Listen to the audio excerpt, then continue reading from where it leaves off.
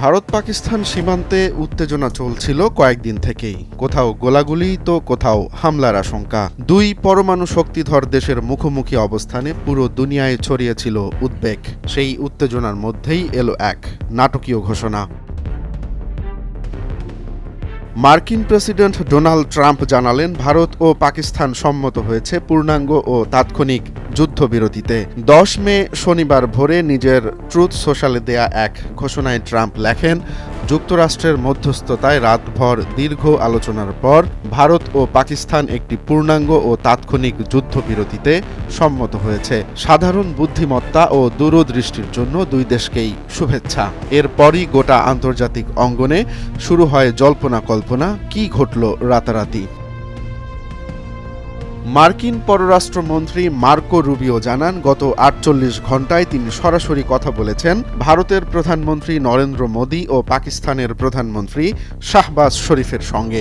একই সঙ্গে কথা হয়েছে দুই দেশের পররাষ্ট্রমন্ত্রী, সেনাপ্রধান ও জাতীয় নিরাপত্তা উপদেষ্টাদের সঙ্গেও। রুবিওর ভাষায়, আমরা দুই প্রধানমন্ত্রী মোদী ও শরীফের দূরদর্শিতা ও শান্তিপূর্ণ পথে এগোনোর সিদ্ধান্তকে আন্তরিকভাবে সাধুবাদ জানাই।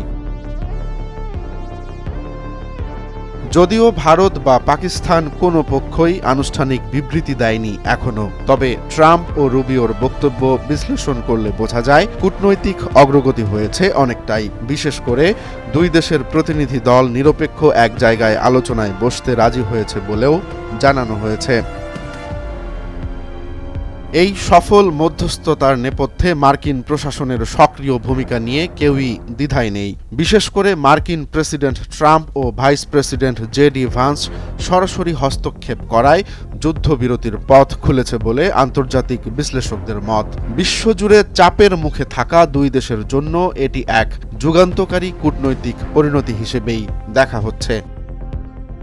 তবে প্রশ্ন থেকে যাচ্ছে, এই যুদ্ধবিরতি কতটা স্থায়ী হবে? দুই দেশের পুরনো শত্রুতা, সীমান্ত নিয়ে বিতর্ক, কাশ্মীর ইস্যু সব মিলিয়ে এই যুদ্ধবিরতি কতদিন টিকে থাকবে তা নিয়ে সংশয় রয়েই যাচ্ছে। তবে এটুকু স্পষ্ট, দক্ষিণ এশিয়ায় শান্তির পথে এক বড় ধাপ ফেলেছে ভারত ও পাকিস্তান। তবে সেই ধাপের পেছনে বড় ভূমিকা নিয়েছে যুক্তরাষ্ট্র।